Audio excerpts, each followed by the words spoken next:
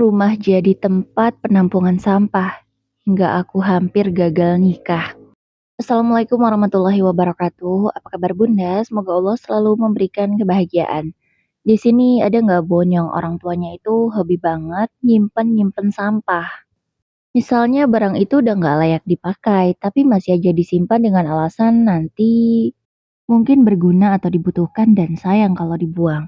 Tapi ya ujung-ujungnya barang itu nggak pernah dipakai karena emang sudah rusak, nggak bisa dipakai lagi. Alhasil sampah pun jadi numpuk sampai segunung.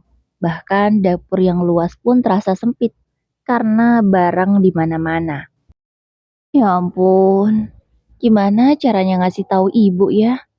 Ini udah nggak bisa dipakai. Dapur juga udah sempit banget. Barang kayak gini masih disimpan.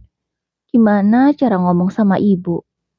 Atau aku bersihin aja ya, mumpung ibu lagi pergi. Pikir Patty saat itu. Ia segera mengambil beberapa karung. Karena dia yakin barang yang tidak layak pasti sangat banyak dan butuh karung yang besar. Tapi baru saja Patty hendak memasukkan beberapa barang rusak ke dalam karung. Ibunya tiba-tiba memanggilnya dengan suara keras. Mau ngapain kamu? Teriak Bu Marni yang baru datang dari luar. "Eh, anu Bu, aku cuman mau beres-beres," jawab Patty gugup. Inilah yang dia takutkan. Pasti ibunya akan marah kalau dia menyentuh barang-barang itu. Mau kamu bereskan kemana? Ini tuh barang masih berguna. Mau kamu buang ya?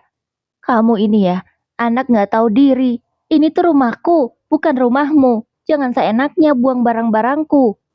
Bentak Bu Marni dengan suara keras, membuat Patty ketakutan. Tapi Bu, aku malu, rumah kita ini kotor. Lihatlah Bu, dapur ini tuh luas, tapi sekarang jadi sempit gara-gara barang-barang ini. Apa Ibu nggak merasa risih? Tanya Patty hati-hati. Enggak kok, Ibu nggak merasa terganggu. Barang ini tuh masih bisa dipakai. Jangan kamu buang ya. Awas kalau kamu lakuin ini lagi. Ancam Bu Marni sambil menunjuk wajah Patty. Patty terduduk di lantai, lemas, tak bisa berkata-kata lagi. Ia sebenarnya ingin membawa ibunya berobat. Mungkin saja ibunya ada kelainan, tapi apa mungkin ibunya mau? Selama bertahun-tahun itu juga, Patty tak pernah mau menerima tamu. Ia tak pernah mau kalau teman-temannya mau datang bermain ke rumahnya. Ia takut dikatai anak yang jorok dan tidak tahu cara bebersih rumah. Padahal, ibunya lah penyebab semua ini. Bukan hanya dapur, kamarnya, kamar ibunya. Bahkan kamar kosong yang ada di rumah itu tak luput dari barang-barang tak berguna. Ruang tamu juga sama. Lemari rusak masih saja disimpan dengan alasan masih bisa digunakan. Padahal jelas lemari itu tak bisa dipakai lagi. Kayunya sudah lapuk, dimakan rayap, dan juga kacanya sudah pada pecah. Karena bingkai pintunya sudah tak kuat lagi, sehingga kaca itu mudah jatuh lalu pecah. Tapi pecahan kaca itu juga disimpan dengan alasan ini masih bisa dipakai, belum hancur. Begitulah kata ibunya. Hingga menumpuklah barang-barang sudah tak layak pakai itu. Bukan hanya Patty saja yang sering menasihati sang ibu. Kakak ibunya atau budenya Patty juga sudah sering menasihati adiknya. Tapi hasilnya tetap sama. Umarni tidak peduli. Ia masih tetap dalam pemikirannya bahwa barang-barang itu mungkin saja suatu saat akan berguna. Masalah semakin berat ketika kekasih Patty hendak datang untuk lebih jauh mengenal Patty. Ia ingin bertemu dengan ibunya. Tentu saja harus bertamu ke rumah Patty. Selama ini, Patty tak pernah mengizinkan kekasihnya itu untuk datang karena dia sangat malu. Jadi mereka hanya bertemu di luar atau Patty datang ke rumah kekasihnya, Aldo. Patty yang putus asa melipat kembali karung yang dia bawa tadi. Ia masuk ke dalam kamarnya yang tak kalah berantakan dengan dapur. Bu, mau sampai kapan kayak gini kondisi rumah? Sebenarnya ibu kenapa sih? Perasaan dulu waktu kecil ibu orangnya bersih banget. Gak suka numpuk barang begini, batin Patty. Ia terus bertanya-tanya. Seingatnya dulu saat ia masih SD, ibunya tidak begini.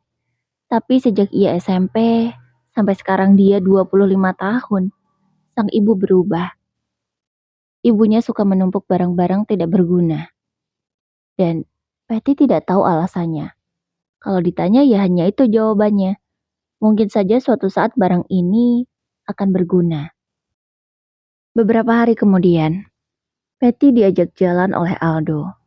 Seperti biasa, Aldo mengajak Patty makan di restoran favorit mereka. Sayang, kamu mau pesan apa? Tanya Aldo dengan nada ceria seperti biasa. Laki-laki itu sebenarnya ingin serius dengan Patty, tapi Patty yang terus saja mengulur dengan alasan belum siap. Kayak biasa aja lah mas, jawab Patty. Aldo memesankan makanan favorit Patty di restoran itu. Tapi melihat wajah Patty yang murung, Aldo merasa ada yang tidak beres. Kamu kenapa? Kok dari tadi murung? Ada masalah apa sayang? Cerita, kata Aldo. Dia memang lelaki yang pengertian. Tapi ya itu, Patty belum punya nyali untuk jujur tentang keadaan ibunya. Gak apa-apa mas, cuman lagi capek aja, jawab Patty bohong. Oh ya sudah, nanti habis ini kamu spa aja, biar kamu rileks, biar capeknya berkurang, kata Aldo dengan penuh perhatian. Enggak lah mas, spa lumayan juga uangnya, mendingan ditabung, kata Patty. Enggak usah gitulah, sekali-kali manjakan diri. Kalau kamu nikah sama aku, kamu bisa sering-sering spa, gak usah pikirin uang. Ucap Aldo dengan tulus. Enggak gitu juga lah mas, boros itu, jawab Patty. Enggak sayang, nanti aku antarin ya, aku siap nungguin kamu. Aldo pun tetap memaksa Patty untuk spa biar dia senang. Setelah makan, benar saja Aldo mengantarkan Patty ke tempat spa. Walau sebenarnya bukan ini yang Patty butuhkan, tapi melihat ketulusan kekasihnya, Patty tak tega. Ia melakukan spa, 2 jam lamanya. Setelah selesai, ia masih mendapati Aldo dengan setia menunggu sambil bermain game favoritnya. Udah selesai sayang, kata Aldo langsung berdiri, melihat Patty yang sudah selesai dengan wajah yang sedikit lebih fresh, tapi tetap saja masih murung. Udah, ayo pulang, jawab Patty. Tapi Aldo tak langsung mengantarkan Patty pulang. Ia mengajak Patty untuk duduk di sebuah taman. Taman itu ramai, tapi tetap nyaman untuk ngobrol. Sayang, kamu kenapa? Kayaknya bukan cuma capek deh masalah kamu. Ada yang lebih serius kah? Kamu bisa cerita sama aku. Kalau kamu gak mau jujur, kamu anggap aku apa? Kita udah setahun lebih kenal. Kita juga udah deket lama kan? Kenapa kamu gak mau jujur? Kamu cerita ya sama aku. Mungkin aku bisa bantu, kata Aldo. Ia benar-benar tulus dengan Patty. Sehingga tidak mau melihat orang yang dicintainya merasa sedih seperti itu. Aku malu mas mau ngomong. Aku benar-benar malu banget, jawab Patty. Masih enggan untuk jujur. Sayang, kamu gak usah gitu. Kamu jujur aja ya. Aku gak apa-apa kok, sekalipun itu pahit, jawab Aldo. Patty menarik napas dalam. Ia berniat untuk jujur. Mau bagaimanapun, ia tidak ingin membiarkan Aldo terus menunggu. Karena pria itu sudah ingin serius dengannya. Jadi sebenarnya gini mas, aku malu ajak kamu ke rumah bukan karena apa-apa. Tapi rumahku tuh berantakan mas, gak pernah rapi, kata Patty memulai kejujurannya. Berantakan gimana? Pastikan setiap rumah itu gak harus selalu rapi, Patty. Kalau lagi berantakan ya gak masalah. Rumahku juga begitu kok, kata Aldo. Rumahku bukan berantakan biasa, mas. Tapi Patty menundukkan kepalanya. Masih berat untuk jujur sepenuhnya. Kenapa? Ngomong aja sayang. Aldo terus membujuk. Akhirnya Patty bercerita lagi. Itu Mas, ibuku tuh agak lain. Dia suka nyimpen barang-barang yang sudah rusak, kayak baskom yang udah pecah masih disimpan, panci yang udah bolong masih disimpan, lemari yang udah lapuk masih disimpan dengan alasan mungkin nanti berguna. Gitu Mas katanya. Makanya rumahku tuh berantakan banget sama barang-barang rongsok itu. Aku nggak tahu gimana cara ngomong ke ibu. Setiap kali aku mau beresin, ibu pasti marah Mas. Aku yang dimarahin, aku dihina sama ibu. Itu kenapa aku nggak pernah mau nerima tamu. Ya gitu, aku malu kondisi rumahku berantakan sama barang-barang rusak. Kamu tahu nggak Mas, kira-kira penyakit apa yang dialami ibuku? Tanya Patty pada Aldo. Sebentar ya, aku tanya dulu Google. Soalnya aku juga kurang paham penyakit seperti apa yang dialami ibu. Sebentar, Aldo mengambil ponselnya, lalu mengetikkan sesuatu di sana. Oh, aku tahu. Mungkin ibumu mengalami penyakit ini. Aldo menunjukkan ponselnya pada Patty. Patty membaca dengan seksama. Apa? Ibu sakit ini? Patty menutup mulutnya, merasa terkejut karena ciri-ciri yang ada sama persis seperti ibunya. Jadi aku harus gimana, Mas? Apa aku harus membawa ibu ke dokter? Tanya Patty. Ya mungkin, Pat. Karena kita kan nggak bisa ngobatin ibu. Tapi gimana cara ngomongnya ya? Aldo merasa bingung juga. Karena dari cerita Patty, ibunya tidak merasa dia sakit. Itulah yang membuat sulit untuk diajak berobat. Gini aja, besok kamu izinin aku datang ke rumah kamu ya. Mungkin dengan adanya orang lain yang datang, ibumu merasa malu dan mungkin mau berubah, kata Aldo memberi usul. Tapi Mas, kalau nanti ibu marah-marah gimana? Aku takut kamu tersinggung. Soalnya mulut ibu itu pedes banget kalau udah ngomong. Patty merasa khawatir akan hal itu. Udah kamu tenang aja.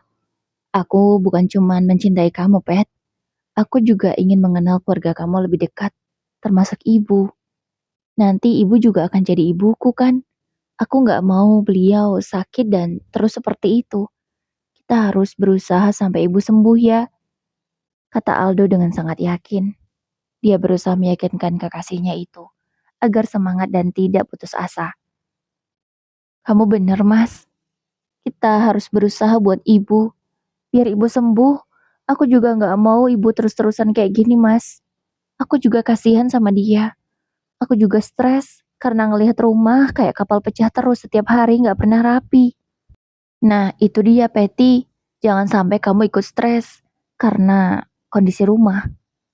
Besok kita coba ya. Akhirnya Aldo mengantarkan Patty pulang. Tapi malam itu dia tidak masuk ke dalam rumah.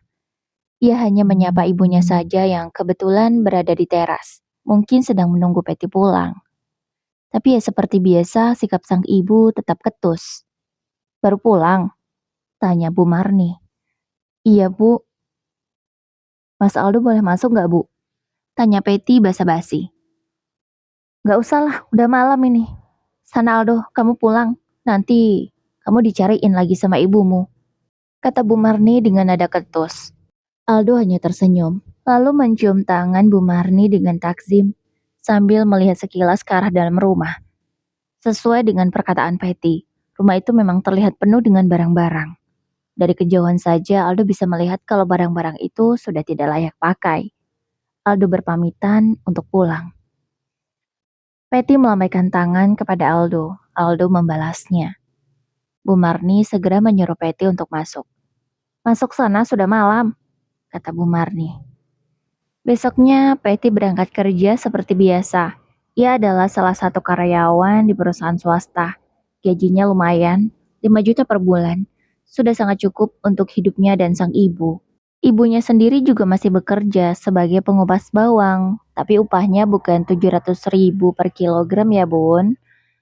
Bu Marni bekerja sebagai pengupas bawang, tapi upahnya cuma 800 rupiah per kilo.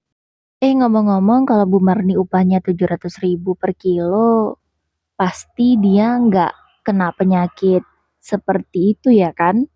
Penyakit yang suka menimbun barang karena takut kalau membuang barang-barang itu. Sebab kalau gajinya 700.000 per kilo, Bu Marni bisa langsung beli barang baru kan kalau barangnya rusak. Hehehe, malah jadi kemana-mana. Maaf ya Bun, intermezzo, biar nggak tegang-tegang amat. Oke lah Bun, lanjut lagi ya. Sepulang kerja, Aldo menjemputnya. Dan langsung akan mampir ke rumah Peti untuk bertamu. Sesampainya di rumah Peti, Bu Marni sedang duduk di teras. Ada Aldo juga. Tumben kamu nganterin Peti? Tanya Bu Marni. Ia merasa tumben dengan teman anaknya itu. Karena jarang banget ngantarin Peti pulang kerja. Ya dia tahu Aldo juga kerja, jadi pasti nggak bisa dong nganterin Peti.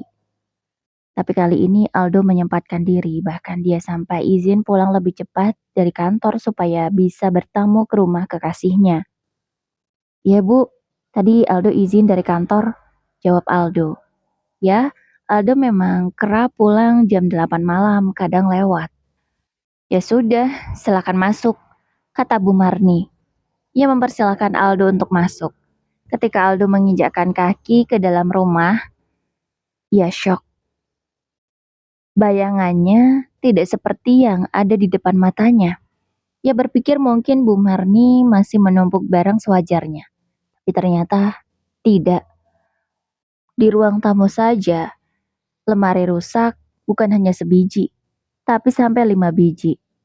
Dan barang-barang di atasnya, yang tentu saja barang-barang rusak, menumpuk hampir menyentuh plafon.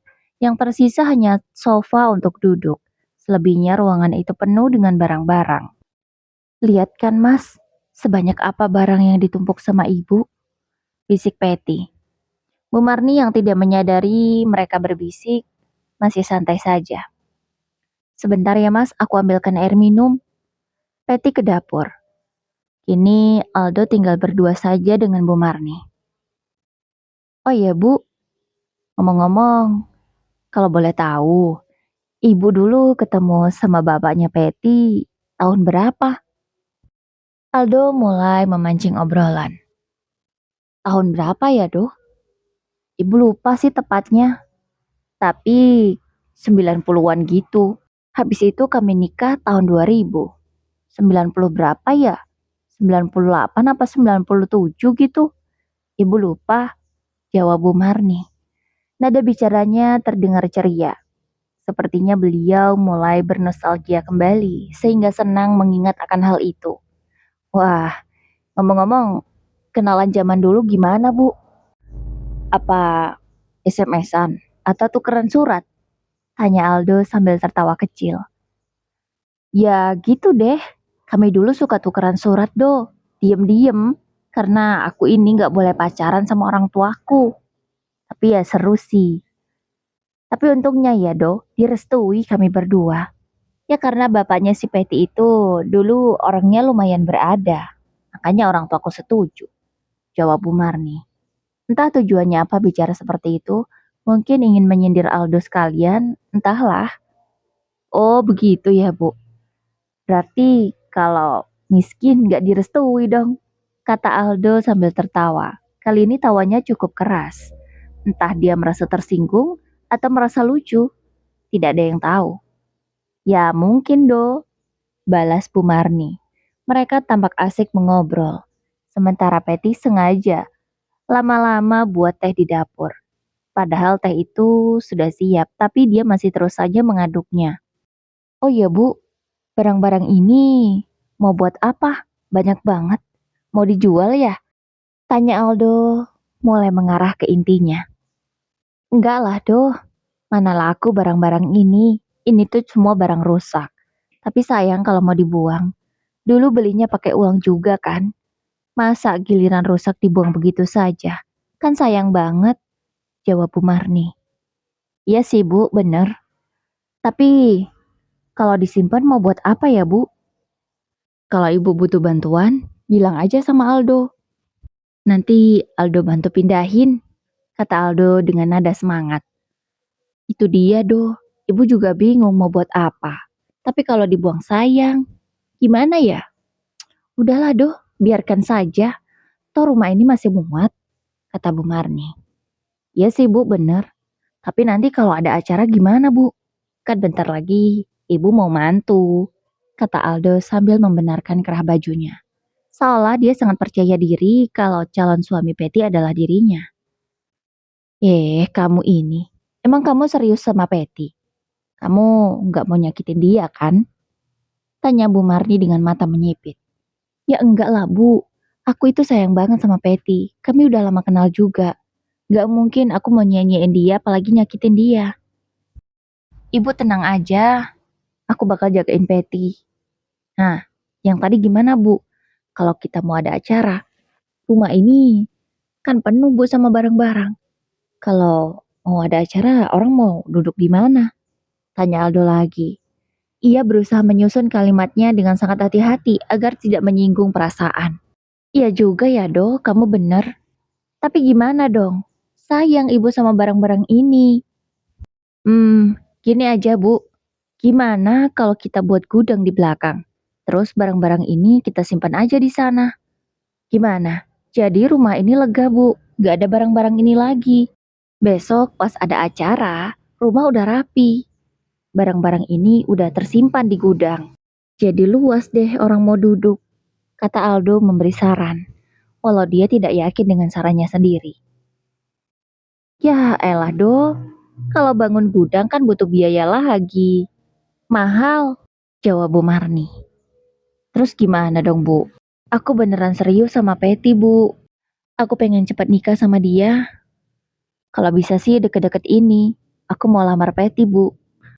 Atau langsung nikah aja. Aku udah siap kok Bu, kata Aldo, berusaha meyakinkan calon mertuanya itu. Gimana ya Doh? Nantilah, ibu pikir-pikir dulu. Mendengar obrolan yang semakin serius dan takut Aldo akan tersinggung dengan ucapan ibunya selanjutnya, Patty segera keluar sambil membawa teh dan juga cemilan. Mereka untuk sebentar berhenti bicara.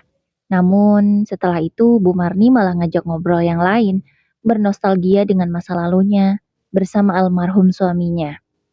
Mereka bercerita asyik hingga lupa waktu.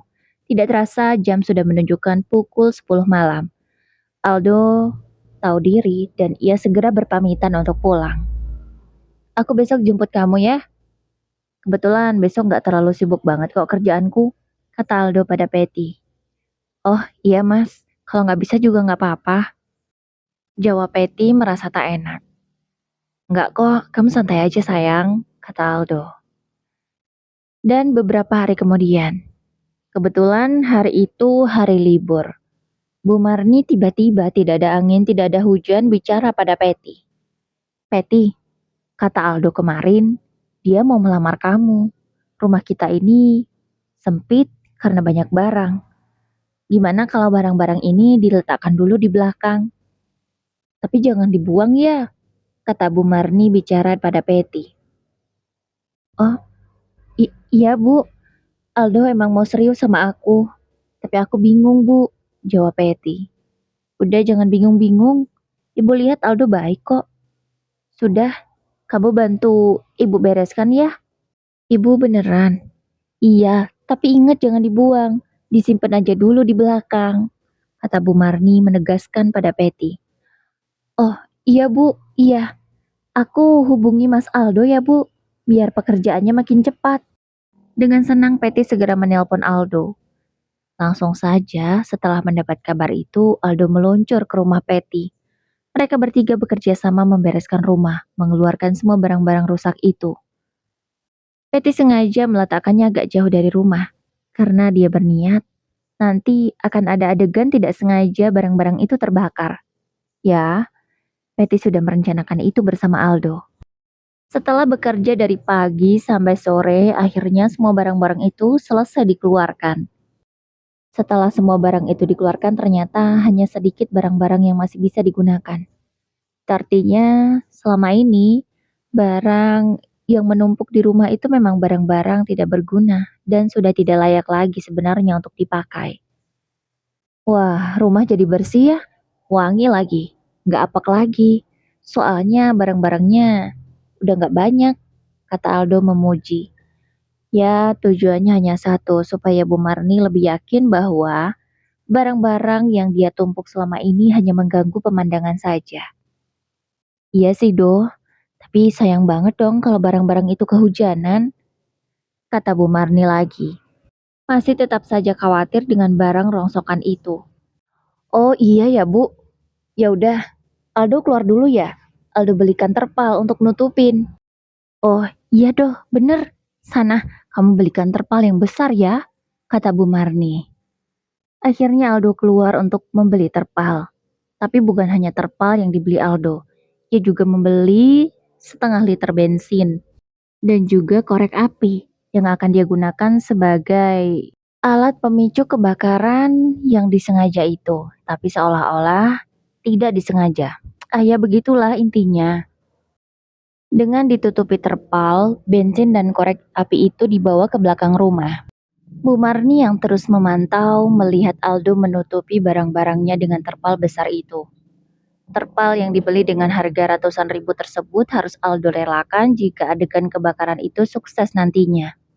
Selesai memasang terpal di bagian belakang, Aldo berdiam lama di sana dengan alasan mengikat agar terpalnya tidak terbang ditiup angin. Tapi sebenarnya dia menyiramkan bensin dan menyalakan korek api. Ia berhati-hati melakukannya. Takut malah dia juga ikut kebakar. Setelah selesai, dengan pintar Patty mengajak Bu Marni untuk masuk, karena api akan segera menyala besar. Aldo segera menutup pintu belakang. Untung saja bagian belakang itu area terbuka, jadi kalau ada kebakaran yang tidak terlalu besar ya tidak terlalu mengganggu lah. Walau sebenarnya api yang akan dihasilkan cukup besar juga, tapi mudah-mudahan tidak membahayakan tetangga sekitar. Tapi baru saja Bu Marni masuk, ia sudah mencium bau asap. Ia buru-buru ke belakang dan membuka pintu. Eh, kok itu terbakar? Kenapa? Teriaknya panik melihat barang-barang kesayangannya terbakar. Aldo, kok ada api? Kenapa bisa terbakar semuanya? Api sudah terlanjur membesar. Bahkan hampir setengah sudah terbakar. Loh, gimana ini? Mas, gimana dong, Mas? Cepat siram, kata Bu Marni. Tapi bukannya cepat menyiram, Aldo malah berpura-pura sesak nafas. Aduh, Bu, dada aku sakit banget, Bu. Aldo pura-pura terbatuk hebat. Aktingnya benar-benar totalitas. Ia bahkan sampai terduduk lemas, memegangi dadanya yang terasa sesak. Bu, Aldo nggak bisa kena asap. Tolong bantu Aldo. Bu, ayo Bu, kita bawa Aldo ke puskesmas. Ini bahaya, Bu. Tapi Bu Marni masih saja melihat barang-barangnya yang terus saja dilalap api. Bu, nyawa Aldo lebih penting, kata Patty sambil menangis. Bu Marni yang panik melihat barang-barangnya terbakar, juga panik melihat Aldo yang sesak nafas. Ia sampai lupa menanyakan penyebab kebakaran itu. Ia akhirnya membantu Patty membawa Aldo ke puskesmas. Setelah diperiksa, Aldo sudah cukup membaik. Ini tadi kena asap ya Pak Aldo? Tanya Bu Bidan. Iya, sesak banget. Jadi saya nggak kuat, jawab Aldo masih terus saja berakting. Untung saja, mereka sempat kong kali kong dengan Bu Bidan. Waduh, lain kali hati-hati ya Pak Aldo. Jangan main yang asap-asap begitu, kata Bu Bidan sarkas. Sementara itu di rumah, barang-barang itu sudah hampir habis dibakar api. Tetangga hanya memantau saja. Itu sesuai permintaan Patty. Iya, waktu Aldo beli terpal, Patty ke tetangga sebelah kanan kiri untuk memberitahu apa rencana mereka. Tetangga yang sudah paham kelakuan Bu Marni tentu saja mau membantu Patty untuk menyelesaikan masalahnya, yaitu membakar barang-barang tidak berguna tersebut. Setelah Aldo diperbolehkan pulang, para tetangga berakting sangat kompak. Mereka berpura-pura berlarian ke sana kemari mengambil air dan menyiram bakaran yang sudah habis itu. Hanya tersisa sepotong kayu lapuk di sana. Ya ampun, habis semua. Kalian gak bisa memadamkan apa? Teriak Bu Marni sambil menangis dan marah. Maaf Bu Marni, apinya gede banget. Kami udah berusaha, tapi kami gak bisa memadamkannya. Jawab tetangga Bu Marni dengan akting yang sangat meyakinkan. Udahlah Bu, mereka udah bantu kita loh, nggak boleh marah-marah. Lagian barang-barang itu kan memang barang rusak Bu, kita ikhlasin aja ya, besok kita beli yang baru. Kata Patty berusaha meyakinkan ke ibunya. Aldo yang masih terus saja berakting lemas, berusaha juga ikut meyakinkan Bu Marni. Iya Bu, untung aja ibu tadi mentingin Aldo. Kalau enggak Aldo mungkin udah lewat Bu sesak nafas.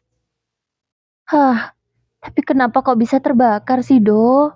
Tanya Bu Marni. Ia teringat kembali dengan penyebab kebakaran. Oh, Aldo ingat Bu, tadi kan ada lampu minyak tuh yang bekas. Mungkin itu penyebabnya. Pas Aldo pindahin, kayaknya masih ada minyaknya Bu di dalam itu. Tapi kan udah rusak Bu. Aldo pikir yang nggak mungkin akan menyebabkan kebakaran. Terus kan ada kaca Bu, mungkin minyaknya tumpah terus kenai kaca. Ditambah lagi cuaca panas, bisa jadi itu penyebab kebakaran. Pas tadi Aldo nutup pakai terpal emang tercium sih Bu bau asap sedikit. Tapi ya Aldo pikir itu asap apa? Soalnya belum kelihatan kabut putihnya Bu, jadi Aldo cuek. Jawab Aldo berusaha menjelaskan sebisanya. Ya sudahlah, mau bagaimana lagi? Sudah hangus semuanya. Ya nggak apa-apa lah Bu Marni, malah sekalian bersih. Kan bentar lagi mau acara. Tapi Bu Marni masih tetap saja sedih. Ia belum terima dengan kebakaran itu. Namun untuk mengalihkan kesedihan Bu Marni, Patty sudah menyiapkan hadiah untuk ibunya. Sebuah lemari baru. Bu, ini sebagai ganti lemari yang terbakar ya. Ibu suka nggak? Tanya Patty pada ibunya dengan hati-hati. Lemari itu sama persis seperti lemari yang sudah terbakar. Ini kamu beliin buat ibu, Patty? Iya, Bu. Mirip nggak sama punya ibu yang dulu? Tanya Patty. Iya, sama. Makasih ya, Patty. Ini itu lemari pertama ibu dari bapak. Makanya ibu sayang banget. Tapi udah terbakar. Tapi ini mirip. Bagus. Makasih ya, Patty. Ternyata alasan terbesar Bu Marni adalah barang-barang itu kenangan. Tapi makin ke sini bukan hanya barang kenangan saja yang dia simpan.